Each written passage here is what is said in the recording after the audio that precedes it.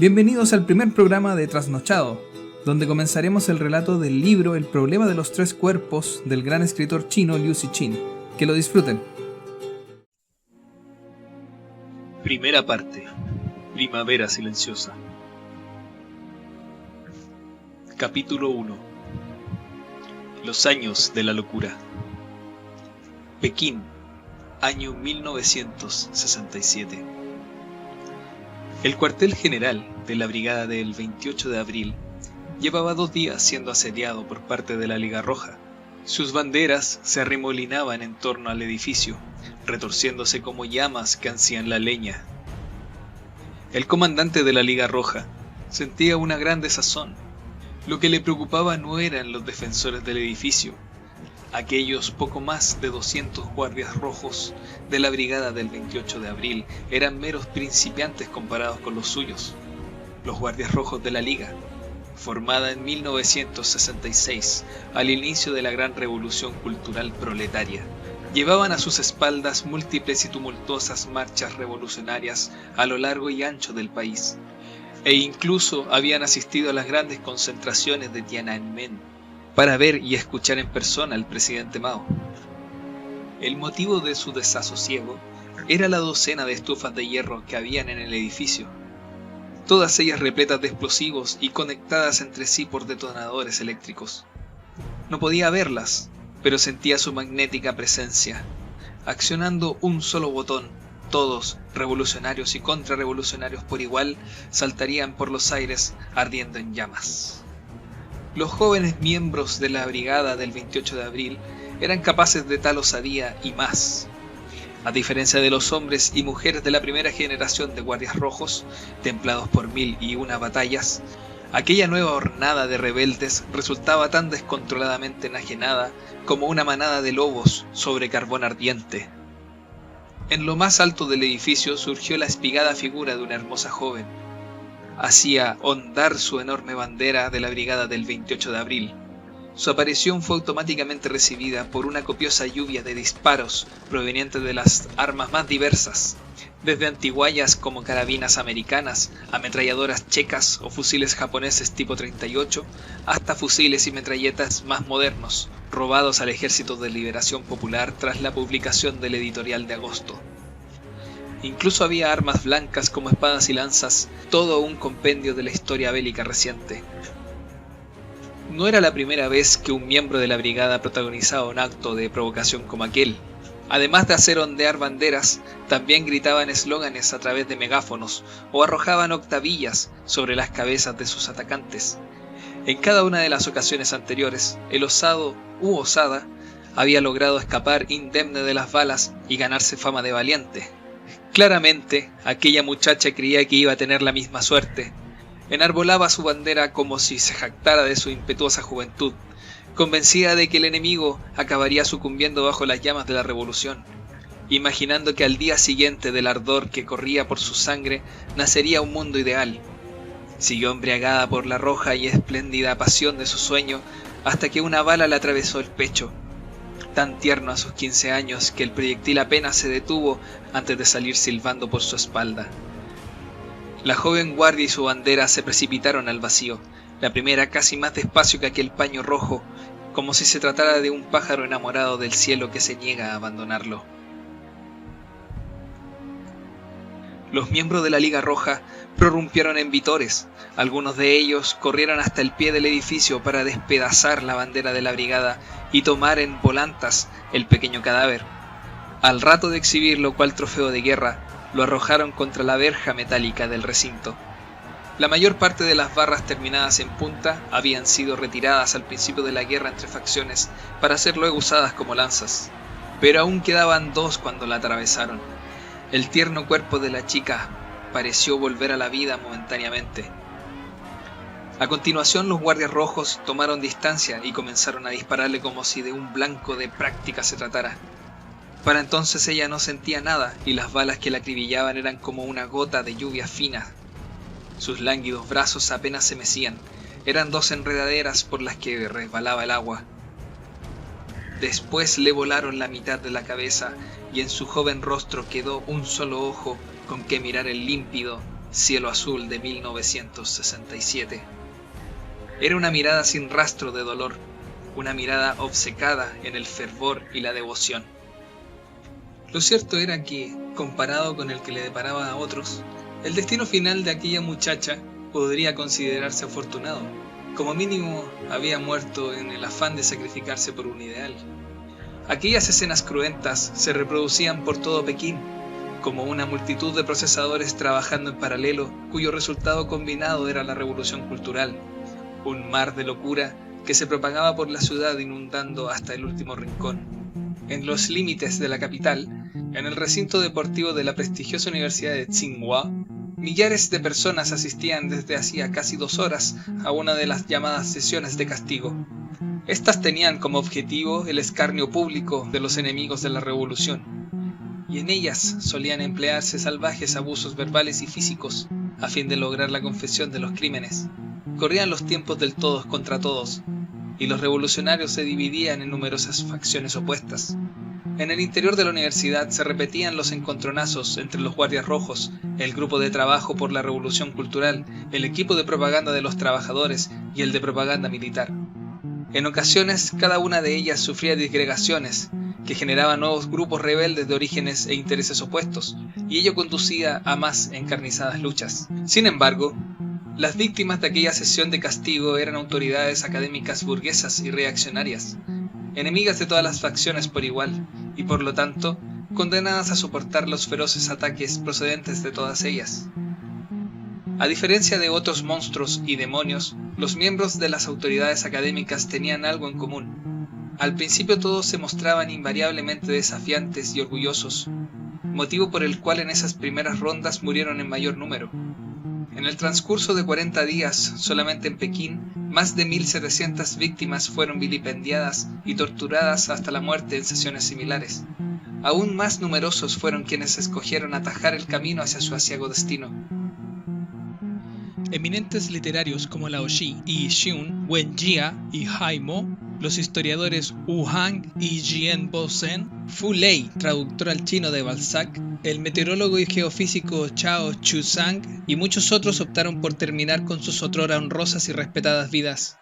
Los supervivientes de aquella etapa inicial se volvían insensibles al dolor conforme discurrían las sesiones, gracias a una suerte de coraza mental que los protegía del completo colapso emocional. Con frecuencia parecían entrar en un trance del que solo despertaban cuando alguien les gritaba en la cara para obligarles a recitar mecánicamente sus confesiones por enésima vez. Después de aquello, había quienes entraban en una tercera etapa. Las infinitas e interminables sesiones conseguían calar en su cerebro como si fuera mercurio, hacerles ver vívidas imágenes políticas hasta que el edificio de sus mentes, erigido por el entendimiento y la racionalidad, sucumbía a los embates y terminaba colapsándose. Comenzaban a creer que eran culpables, que habían perjudicado la gran causa de la revolución y rompían a llorar amargamente y a pedir clemencia con un arrepentimiento mucho más sincero que el de aquellos monstruos y demonios que no eran intelectuales. Para los guardias rojos, las sesiones de castigo de quienes se encontraban en esas 2 etapas mentales carecían de emoción. Solo aquellos monstruos y demonios que aún se hallaban en la primera fase conseguían, como el capote del torero, proporcionar a sus desbocados cerebros la excitación que ansiaban para seguir embistiendo. Esa clase de sujetos era cada vez más escasa. En todo el campus de Tsinghua quedaba solo uno, y precisamente por ser tan raro lo habían reservado para el final de la sesión. Hasta entonces, Ise Tai, profesor de física, había sobrevivido a la revolución cultural sin pasar de la primera fase mental. Ni había reconocido culpa alguna, ni se había suicidado, ni había entrado en trance. Al subir al escenario y presentarse ante el público, su expresión era la de quien acepta con determinación cargar sobre sus hombros la cruz que se le impone. Si bien la carga que los guardias rojos le hacían llevar no era una cruz, pesaba igual o más. A las otras víctimas les colocaban sombreros de bambú, pero a él le habían puesto uno hecho con gruesos barrotes de hierro. Del mismo modo, la placa que portaba al cuello no era de madera, como la de los demás, sino la puerta metálica de un horno de laboratorio que llevaba su nombre escrito en llamativos caracteres negros, tachados por una gran X roja. El número de guardias rojos que lo escoltó hasta el escenario era el doble del habitual. 2 chicos y 4 chicas.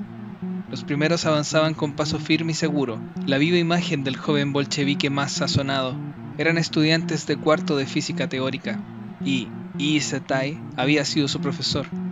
Ellas, mucho menores, eran estudiantes de segundo de secundaria en el instituto adscrito a la universidad. Iban vestidas con uniforme militar y llevaban banderolas rojas en la mano. Exudando un ímpetu adolescente, rodeaban a Yi Se-tai como si fueran 4 hambrientas llenas de color verde. La aparición del profesor revitalizó al público que había al pie del escenario. Como una ola que crece, este volvió a rugir eslóganes con un fervor que había ido decayendo. Tras esperar pacientemente a que el clamor disminuyera, uno de los guardias rojos se dirigió a la víctima. Yi Se-tai, como experto en mecánica deberías darte cuenta de lo fuerte que es y cuán unificada está la fuerza a la que te resistes. Insistir en tu empecinamiento solo te conducirá a la muerte. Continuaremos directamente por donde lo dejamos la vez anterior. No hay necesidad de gastar saliva. Contesta con sinceridad a la siguiente pregunta. Entre 1962 y 1965, ¿decidiste o no añadir por tu cuenta la teoría de la relatividad al temario del curso de Introducción a la Física? La relatividad es parte fundamental de la física teórica. ¿Cómo no iba a incluirla en un curso introductorio? ¡Mentira! Le gritó una de las chicas. Einstein es una autoridad académica reaccionaria a disposición del mejor postor. Le faltó tiempo para irse con los imperialistas americanos y ayudarles a construir la bomba atómica. Para establecer una auténtica ciencia revolucionaria, hay que derribar primero el negro estandarte del capitalismo que representa la teoría de la relatividad. Yi Se-tai guardó silencio. Soportaba con dolor el peso del sombrero de metal y la puerta de hierro, pero no le quedaban fuerzas para refutar afirmaciones que no valían la pena. Detrás de él, uno de los estudiantes frunció el ceño. La guardia roja que acababa de hablar era la más inteligente de las 4, y además, la que estaba mejor preparada. Antes de subir al escenario había memorizado las consignas de la sesión. Sin embargo, contra alguien como Yi Se-tai, unos pocos eslóganes carecían de efecto. Decidieron usar el arma secreta que le habían preparado, haciendo una señal a alguien que se encontraba en la primera fila del público. Y Shaolin, esposa de Yi Se-tai y también profesora de física, se puso en pie y subió al escenario. Su ropa, demasiado holgada, era de un color verde oliva destinado claramente a imitar el uniforme de los guardias rojos. A quienes la conocían y la recordaban dando clase enfundada en un ceñido equipado tradicional, aquel vestido les resultaba forzado y ridículo. ¡Yi Se-tai! Chilló la mujer entre temblores. Tratando inútilmente de parecer firme, saltaba a la vista que no estaba acostumbrada a aquellas pantomimas, y cuanto más subía la voz, más evidentes eran sus sacudidas. ¿Pensabas que no iba a denunciarte? ¿A desenmascararte? Sí, en el pasado me dejé cegar por tu visión reaccionaria del mundo y de la ciencia, pero ahora me he quitado esa venda de los ojos. Y lo veo claro, gracias a la ayuda de las juventudes revolucionarias. Hoy estoy del lado de la revolución, del lado del pueblo. Se volvió hacia el gentío. Camaradas, estudiantes, profesores y personal revolucionario, seamos conscientes de la naturaleza reaccionaria de la teoría de la relatividad de Einstein. Resulta especialmente evidente en la relatividad general. Su modelo estático del universo niega la naturaleza dinámica de la materia. Es antidialéctico. Concibe el universo como algo limitado, lo cual es, sin duda, una forma de idealismo reaccionario. Y Se-tai, al escuchar la interminable verborrea de su esposa, esbozó una amarga sonrisa. Que yo te seguí a ti, Shaolin. A ti, que siempre fuiste un misterio para mí. Una vez alabé tus aptitudes delante de tu padre, en paz descanse, quien por fortuna no tuvo que presenciar tanta calamidad. Y él negó con la cabeza y me dijo que no esperaba de ti grandes logros académicos. Lo que añadió a continuación acabaría cobrando gran importancia en la segunda mitad de mi vida. Mi Shaolin es demasiado inteligente. Para trabajar en teoría fundamental lo que hay que ser es tonto. Tuvo que pasar mucho tiempo para comprender sus acertadas palabras. Shaolin, eres muy inteligente. Hace años que supiste ver el viaje ideológico que se avecinaba en el mundo académico y te preparaste a conciencia para ello. Por ejemplo, en tus clases les cambiaste el nombre a muchas leyes y constantes de la física. A la ley Ohm la llamaste ley de resistencia. a las ecuaciones de Maxwell, ecuaciones electromagnéticas, a la constante Planck, constante cuántica. Te aseguraste de explicar a tus estudiantes que todo logro científico era fruto de la sabiduría de las masas trabajadoras y que las autoridades académicas capitalistas las bautizaban con sus nombres para usurparles el mérito. Ni siquiera así fuiste del todo aceptada de los círculos revolucionarios. Mírate ahora, todavía despojada del privilegio de lucir en el brazo la banda roja con las palabras profesorado y personal revolucionario, aún sin el rango necesario para poder llevar en la mano un ejemplar del libro rojo de Mao. La culpa es tuya por haber nacido en una destacada familia de la vieja China pre-revolucionaria. ¿Quién te mandaba tener de padres a tan eminentes académicos? Mencionas a Einstein, pero tú tienes mucho más que confesar sobre él que yo. En invierno de 1922, Einstein estuvo en Shanghái y tu padre, que hablaba alemán, formó parte de la comitiva invitada a acompañarlo en su visita. ¿Cuántas veces me dijiste que tu padre decidió dedicarse a la física, alentado por el mismo Einstein, y que tú seguiste su ejemplo? ¿Cuántas veces te vanagloriaste de cómo Einstein había sido de manera indirecta tu mentor, lo feliz y orgullosa que te sentías? Más tarde supe que tu padre había maquillado la verdad, que él y Einstein apenas habían cruzado unas palabras. La mañana del 13 de noviembre de 1922 lo acompañó en un paseo por la avenida Nanjing.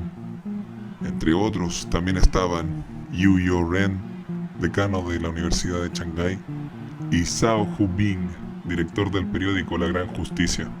Al pasar por un tramo en obras, Einstein se detuvo a observar a un muchacho que picaba piedra. Llevaba la ropa hecha jirones y tenía el rostro y los brazos cubiertos de mugre.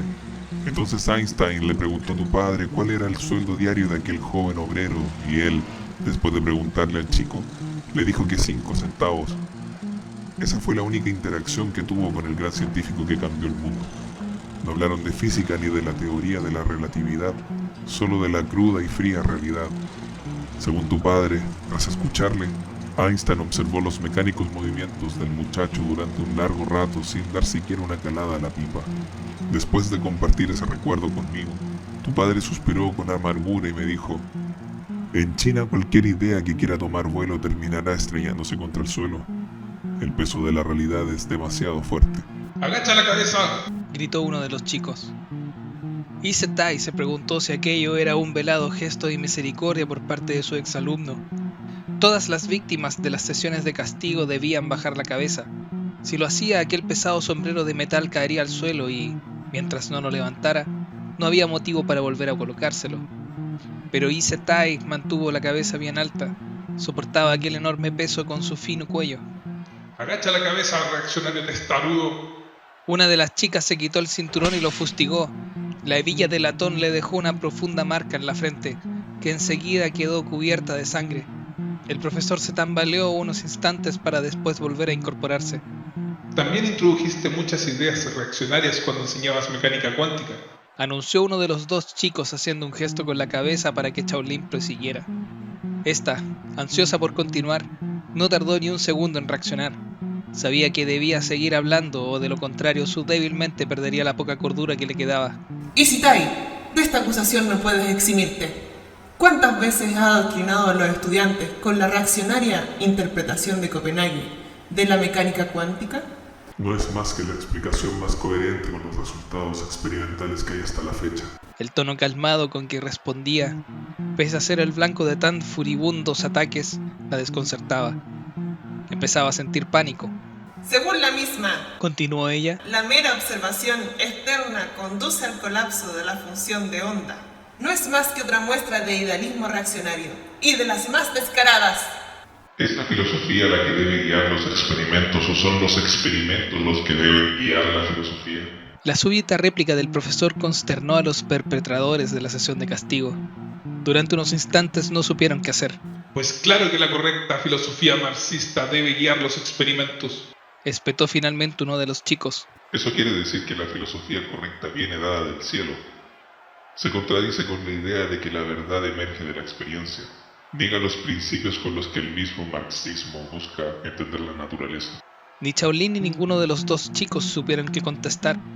A diferencia de aquellos guardias rojos que aún estaban en el instituto, aquellos no podían permitirse el lujo de ignorar la lógica. Las 4 chicas, en cambio, tenían sus propios e infalibles métodos revolucionarios. La que acababa de fustigar al profesor volvió a quitarse el cinturón y repitió la hazaña. Sus compañeras la imitaron. Ante tamaña exhibición de fervor revolucionario sentían la necesidad de parecer, como mínimo, igual de implacables. Los 2 chicos no interfirieron. Si lo hacían, alguien podía sospechar que no eran suficientemente revolucionarios. También enseñas la teoría del Big Bang, Intervino uno de ellos, tratando de reorientar la sesión. una de las teorías más reaccionarias. Quizás sea refutada en el futuro, pero 2 de los más grandes descubrimientos de nuestro siglo, la ley de Hubble y la observación del fondo cósmico de microondas, la confirman como la explicación al origen del universo más plausible de las que barajamos en la actualidad. ¡Mentira! Interrumpió Shaolin, quien comenzó a explicar la teoría del Big Bang procurando intercalar, cada vez que le era posible, alusiones críticas a su naturaleza reaccionaria. Sin embargo, su novedad atrajo el interés de la chica más inteligente, que no pudo evitar preguntar. Entonces, ¿también el tiempo surgió con la singularidad? ¿Y qué existía antes? Nada. Respondió Isetai, empleando el mismo tono con que contestaba las preguntas de cualquier estudiante curioso, y volvió la cabeza hacia la chica para dirigirle una mirada afable. Herido y bajo el peso del sombrero y la placa, se movía con extrema dificultad. ¿Nada? Eso es completamente reaccionario. Exclamó con espanto la chica. Miró aturdida a Shaolin, quien acudió en su ayuda. Eso deja lugar para la existencia de Dios. Apostilló, clavándole los ojos con intención. De pronto confundida, la joven guardia roja tuvo con ello por dónde retomar su argumentario. Levantó el brazo que sostenía el cinturón y señalando a Isetai exclamó: ¿Dices que Dios existe? No lo sé. ¿Cómo? Lo que digo es que lo ignoro. Si por Dios te refieres a algún tipo de superconciencia fuera del universo, no sé si existe o no. La ciencia no ha aportado pruebas fehacientes ni en un sentido ni en otro. En realidad, en medio de aquel escenario de pesadilla, Isetai se inclinaba a pensar que Dios no existía. Aquella afirmación reaccionaria causó una gran conmoción entre el público, que, alentado por una de las guardias rojas, comenzó a gritar eslóganes. Abajo la autoridad académica reaccionaria, Isetai. Abajo todas las autoridades académicas. Abajo todas las doctrinas reaccionarias. Cuando los eslóganes amainaron, la chica gritó: Dios no existe. Las religiones son instrumentos de la clase dominante para oprimir el espíritu del pueblo. Esa es una opinión muy poco imparcial. Repuso con calma Isetai. Furiosa y humillada, la joven guardia roja concluyó que contra aquel enemigo no valían las palabras. Cinturón en mano, se abalanzó sobre el profesor y volvió a fustigarlo. Sus compañeras hicieron lo mismo. Isetai era muy alto y las 4 tenían que estirar los brazos para alcanzar la cabeza. Después de varias dianas, el sombrero de hierro, que lo había protegido en cierta medida, se le cayó de la cabeza. Los golpes de las hebillas continuaron sucediéndose y entonces sí terminaron por derribarlo. Envalentonadas por el éxito, las chicas redoblaron el fervor con que se entregaban a aquella gloriosa sesión de castigo. Luchaban por su fe y por sus ideales, orgullosas de su coraje. Les deslumbraba el brillante papel que les había reservado la historia. Entonces los chicos no pudieron más y corrieron a liberar a su antiguo profesor de física de aquellas 4 furias. El gran timonel nos ordena convencer con elocuencia, no con violencia, recordó uno de ellos. Pero ya era demasiado tarde.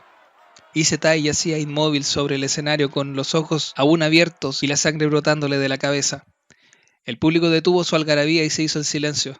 Lo único que se movía era un fino reguero de sangre que serpenteaba por el escenario. Llegaba hasta el borde y goteaba sobre un baúl. Su cadencia recordaba al de unos pasos alejándose. Una risa desquiciada rompió el silencio. Era Yi Shaolin, que había terminado de perder el juicio. Su tétrico sonido perturbó a los asistentes, quienes comenzaron a marcharse. El recinto quedó desierto a excepción de una sola persona frente al escenario. Era Yi Wenchi, la hija de Isetai. Cuando las 4 guardias rojas comenzaron a arrebatarle violentamente la vida de su padre, ella quiso intervenir y subir al escenario, pero 2 viejos vedelles la sujetaron con fuerza y le susurraron al oído que solo conseguiría morir. Por más que se desgañitó cuando aquella sesión de castigo acabó convertida en pesadilla, Sus gritos quedaron ahogados por los eslóganes y vítores del gentío.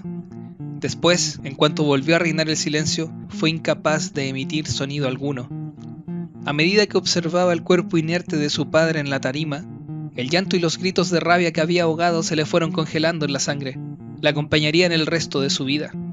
Una vez dispersos los asistentes, ella permaneció inmóvil, como una estatua, en la misma postura que al sujetarla a los bedeles. Al cabo de un largo rato bajó los brazos, caminó hacia el escenario, subió y se sentó junto al cuerpo de su padre y, fijando la mirada en la distancia, tomó una de sus manos, ya fría. Cuando por fin vinieron a llevarse el cuerpo, se sacó un objeto del bolsillo y lo puso en la mano del muerto. Era su pipa. A continuación, Wen-Chi abandonó el recinto, arrasado cual campo de batalla, y se fue a casa. Al llegar al edificio donde vivían los miembros del profesorado y sus familias, oyó una risa espeluznante que procedía del segundo piso. Era la mujer que había sido su madre. Dio media vuelta y echó a andar sin preocuparse del rumbo. Poco después se halló frente a la puerta de la casa de Ruan Wen. Durante sus 4 años de universidad, la profesora había sido su tutora y amiga. En los 2 años siguientes, cuando realizó sus estudios de posgrado en el departamento de astrofísica, y también durante los años caóticos que siguieron, fue siempre la persona con quien tuvo más confianza, aparte de su padre. Ruan Wen había estudiado en Cambridge, y eso se notaba en su casa, que siempre había fascinado a Wen-Chi. Estaba repleta de los libros más cuidadosamente editados, de óleos, vinilos, un piano. También había un juego completo de pipas occidentales exhibidas en un expositor, unas de madera de brezo, otras de espuma de mar, y todas ellas parecían impregnadas de la sabiduría del hombre que una vez las tomó en su mano o sostuvo, pensativo, su boquilla entre los labios. Ruan nunca le mencionó su nombre. La pipa que pertenecía al padre de Wen-Chi había sido en realidad un regalo de Ruan Wen. Aquella casa refinada y acogedora se convirtió en un oasis para Wen-Chi, cada vez que quería refugiarse de los problemas de su mundo. Lo fue antes de que los guardias rojos la registraran de arriba abajo y confiscaran las posesiones de Ruan Wen. Al igual que el padre de Wen-Chi, también la profesora había caído en desgracia durante la Revolución Cultural. En sus sesiones de castigo, los guardias le ataron un par de zapatos de tacón y le pintarrajearon la cara por haber llevado un estilo de vida capitalista y corrupto. Wen-Chi abrió la puerta de la casa y vio que ya no existía el caos que los guardias rojos habían dejado a su paso, que alguien había hecho limpieza. Las pinturas, rasgadas, habían sido recompuestas y volvían a colgar de las paredes. El piano volvía a tenerse en pie y brillaba como antes, aunque estaba roto y ya nadie podría tocarlo. Los pocos libros que quedaban habían vuelto a la estancia. Ruan Wen estaba sentada en su silla tras el escritorio, con los ojos cerrados. Wen-Chi se acercó a ella y le acarició la frente, el rostro, las manos. Estaban frías. Nada más entrar, se había fijado en el frasco de somníferos vacío. Guardó silencio unos instantes. Luego se volvió y se marchó, incapaz de sentir pena. Le pasaba lo mismo que a un medidor Geiger. Expuesto a tal cantidad de radioactividad, su lectura simplemente tendía a cero. Antes de irse volvió a mirar a su profesora por última vez. Se había maquillado con mimo, tenía los labios pintados de carmín, llevaba zapatos de tacón. Este fue el final del primer capítulo del libro El problema de los 3 cuerpos de Liu Cixin. Recuerden compartir nuestro audiolibro, suscribirse y darle like a nuestro canal. Pronto subiremos un nuevo podcast donde analizaremos en detalle este primer capítulo. Cuídense mucho y buenas noches a todos los trasnochados.